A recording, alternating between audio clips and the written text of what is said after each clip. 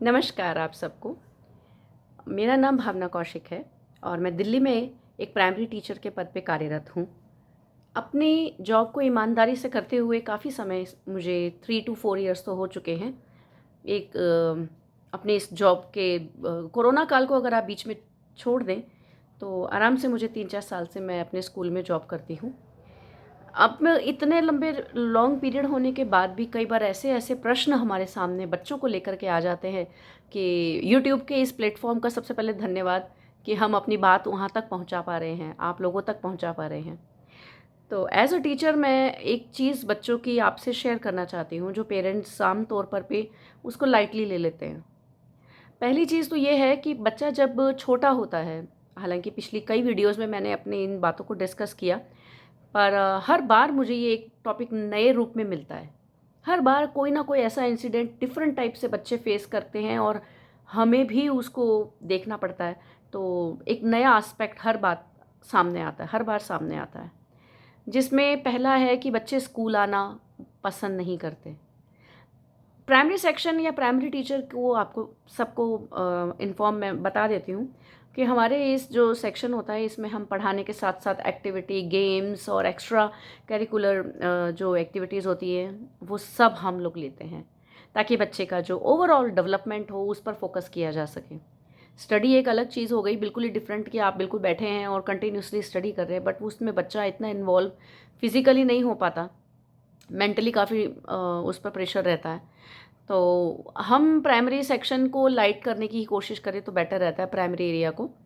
लेकिन उसके बावजूद भी कुछ 1-2 बच्चों के केस ऐसे आ ही जाते हैं कि वो स्कूल आना पसंद नहीं करते, या कोई उनका अपना घर में ही कुछ ऐसी कारण हम लोगों को फिर ढूँढना पड़ता है कि ऐसा क्या वजह है?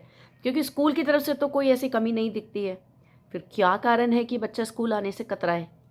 तो जब इस चीज़ का हम लोग एज़ अ टीचर जब थोड़ा बहुत डिटेल हम लेने की कोशिश करते हैं, तो पता चलता है कि उनके घर में काफ़ी डिस्ट्रीब्यूट्स होते हैं। उनके पेरेंट्स के बीच में काफ़ी अनबन चल रही होती है और बच्चा उससे डरा-डरा और सहमा-सहमा रहता है। काफ़ी कोशिश करने के बाद भी वो उन चीज़ों को लाइटली नहीं ले पाता जिनके लिए आम दूसरे बच्चे रेडी होते हैं। एक बच्चे की बात मैं डिस्कस करना चाहती हूँ क्योंकि वो गाँव का स्टूडेंट था। मैं राजस्थान से भी बिलॉन्ग करती हूँ। तो गाँव में बाड़मेर, आपने सुना होगा जिला, डिस्ट्रिक्ट। तो वहाँ एक गाँव में एक पोस्टिंग थी मेरी फ्रेंड की, जो गवर्नमेंट टीचर थी। तब जब उन्होंने अभी कुछ दिन पहले मेरी उनसे बातचीत हुई, तो उसने बताया कि तुझे एक ऐसा केस मैं बताती हूँ जिसको देख कर के हम हैरान हो गए कि क्या इस टाइप से भी हो सकता है। उसके पेरेंट्स आए दिन लड़ाइयाँ करते थे। वो बच्चा सेकंड थर्ड क्लास में था और आए दिन उसके पेरेंट्स में झगड़े हो रहे होते हैं। तो ऐसे में वो बच्चा इतना डरा डरा और सहमा रहा कि उसने स्कूल आना बंद कर दिया, जस्ट बिकॉज कि उसके फादर का वो एक दुकान थी, शॉप थी, और वो घर में ही शॉप चलाते थे। तो बाहर भी कहीं नहीं जाते थे, तो आए दिन उनके मम्मी और मदर एंड फादर के बीच में कोई ना कोई इशू रहता था। वो बच्चा इतना डरता था कि मैं अगर स्कूल आ गया तो कल को ये लोग आपस में लड़के मर ही ना जाएं, कोई ना कोई सुसाइड जैसा कांड ये लोग ना कर दें। वो बच्चा स्कूल नहीं आता था, वो अपने दोस्तों के साथ खेलना पसंद नहीं करता था, वो किसी को अपने घर बुलाना भी पसंद नहीं करता था। जब उसकी टीचर यानी मेरी फ्रेंड संगीता, जब मेरी उससे बात हुई, तो मैंने कहा तुमने सॉल्यूशन क्या दिया उनको? उसने यही बोला कि सॉल्यूशन तो बस यही था कि बच्चे के सामने ये नेगेटिव हरकतें बंद कर दी जाएं, ताकि उसमें कॉन्फिडेंस रहे कि नहीं, उसकी फैमिली बहुत मजबूत और स्ट्रांग है, उसके पेरेंट्स बहुत मजबूत और स्ट्रांग है और कंसर्न है उसके भविष्य को लेकर के, और खुद के भविष्य को लेकर के भी चिंतित है। जब ये बात उस बच्चे तक, ये एहसास उस बच्चे तक गया, तो वो रिलैक्स हो पाया। उसके मेंटली उस पर कितना प्रेशर रहा होगा आप लोग समझ सकते हैं। मैं हर बार कहती हूँ कि एक छोटा बच्चा आपको हर समय नोटिस करता है, वो आपके लिए पूरा आप संसार हैं उसका। तो आप पेरेंट्स, एज अ पेरेंट्स ऐसा क्या कर सकते हैं? देखो, पहले तो मैं ये बता दूँ कि प्रॉब्लम्स क्या क्या फेस करनी पड़ती हैं। ऐसे में उस बच्चे के लिए जो प्रॉब्लम्स हो जाती हैं वो होती हैं सोशल, उसकी जो गैदरिंग है, सोशल जो एक्टिविटी है, उसको वो एकदम से कम कर देता है, इस डर से कि भी मेरे घर के अंदर जो चल रहा है वो कहीं बाहर ना सबको पता चल जाए। थर्ड, वो चीज़ क्या करता है, क्योंकि फर्स्ट तो आपको पता ही है कि वो स्कूल ना जाना उसका सबसे पहला काम। सेकंड, वो सोशल गैदरिंग में भी नहीं जाता। अपने थर्ड उसका रहेगा कि वो एकदम इंट्रोवर्ट हो जाएगा।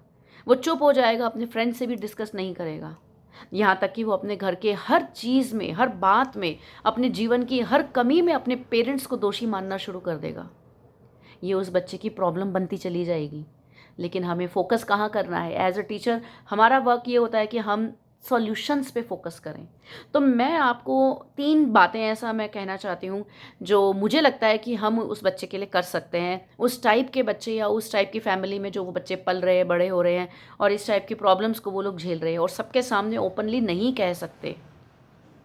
पहली टिप देती हूँ, बच्चे के सामने कभी भी कोई नेगेटिव कमेंट मत कीजिए और कोशिश कीजिए एक हैप्पी आप फैमिली उसके सामने प्रस्तुत करें, प्रेजेंट करें अपने आप को कि आप अपनी वाइफ की कितनी केयर करते हैं या एज अ वाइफ आप अपने हस्बैंड की कितनी केयर करते हैं, एक दूसरे की रिस्पेक्ट करते हैं उस बच्चे के सामने। मैं किसी के इशू, किसी के फैमिली मैटर्स में ना जाते हुए बस इतना कहना चाहती हूँ, आप अगर एक एज अ पेरेंट हैं तो उस बच्चे के लिए आप क्या कर सकते हो? वो यही कर सकते हो कि आप उसके सामने कम से कम हंस करके 2 बोल एक दूसरे के साथ बोल लो। मैं नहीं जानती कि आप, मैं उन पेरेंट्स से बात कर रही हूँ जिनके घर में सीरियसली ये बहुत बड़ा मैटर बन जाता है। एक बच्चे का बच्चा, कई चीज़ें आजकल हमारी सोसाइटी में आए घरों में जो डाइवोर्सेस होते हैं, तो उन चीज़ों को फेस कौन कर रहा होता है? एक छोटा बच्चा। हम बड़े हैं, अपने अपने रास्तों पे निकल जाते हैं, लेकिन बच्चों पे बहुत बुरा असर पड़ता है। तो मैं यही कहना चाहती हूँ कि बच्चे के सामने आप हैप्पी रहने की एटलीस्ट कोशिश कीजिए, एक दूसरे को अप्रिशिएट कीजिए और अकेले में बच्चे से अपने बात ज़रूर किया कीजिए कि आप क्या सोचते हो, आपके स्कूल में क्या चल रहा है, आपका फ्रेंड्स कैसे कैसे हैं। अकेले में ज़रूर उस बच्चे से बात करो, उसको समझाने की, अपनी अपनी स्थितियाँ उस पर लादने की कोशिश मत करो, अपनी प्रॉब्लम्स उसको समझाने की कोशिश मत करो कि तुम्हारी मम्मी में ये कमी है, तुम्हारे फादर, बिल्कुल भी नहीं। उसको कमियों के बारे में उसको बहुत दूर रखो, अछूता रखो, क्योंकि वो इन इन रिलेशनशिप्स को इतना मैच्योरिटी से नहीं समझ सकता। मैं सॉरी, क्लास सेकंड की ये बात कर रही हूँ, सेकंड हो गई, फर्स्ट, थर्ड, फोर्थ। हम बच्चों के, अब मैं मानती हूँ मेट्रो सिटीज़ में रहने वाले लोगों की सबसे बड़ी प्रॉब्लम पता है क्या होती है? मेट्रो सिटी में रहने वाले लोगों को घर में स्पेस नहीं मिलता। वो पर्सनली अगर अपनी कोई बात भी करना चाहें तो कैसे करें?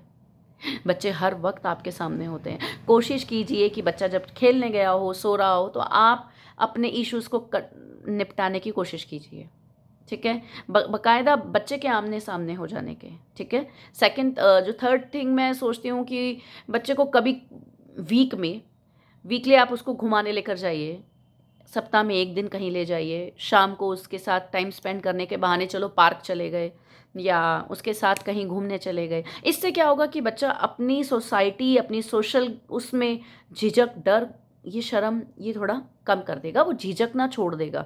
वो लोगों में भी समझ पाएगा कि भई मेरी भी लाइफ में एक नॉर्मल ज़िंदगी मेरी चल रही है। मैं बात कर रही हूँ ये संगीता मैम, जो हमारे गाँव, हम वहीं बाड़मेर का एक गाँव है, उनकी टीचर की, जो उन्होंने अपने बच्चे को सॉल्यूशन दिया, अपने पेरेंट्स, उनके पेरेंट्स को सॉल्यूशन दिया। गाँव के लोग ज़्यादातर पेरेंट्स मीटिंग तक अटेंड नहीं करते हैं और उस टीचर का मैं इतनी मैं खुश हूँ उस लड़की से कि वो घर घर जा कर के उन बच्चों के पेरेंट्स से बात करती है कि बच्चा क्यों नहीं आता है, क्या कारण है, या फिर फ़ोन पर कभी बात करती है तो कोशिश करती है कि वीक में 1-2 दिन वो पेरेंट्स के घर भी विज़िट करे, बच्चों के घर भी विज़िट करे। तो ये चीज़ अच्छी थी, मुझे अच्छी लगी और उसने जिस तरीके से इस बच्चे के पेरेंट्स को मोटिवेट किया कि आप क्या कर सकते हो, बच्चे के सामने फ़ाइट ना करो, तो उसकी लाइफ में कितना चेंज आएगा, वो और हैप्पी रहना शुरू कर देगा। मैं इस चीज़ को एज अ टीचर दूसरी टीचर्स के साथ भी शेयर करना चाहती हूँ अपनी इस वीडियो के माध्यम से और पेरेंट्स से भी डिस्कस करना चाहती हूँ। थैंक यू सो मच कि आप मेरे वीडियोज़ को सुनते हैं, लाइक करते हैं और अप्रिशिएट करते हैं मुझे। Thank you so much. Bye bye.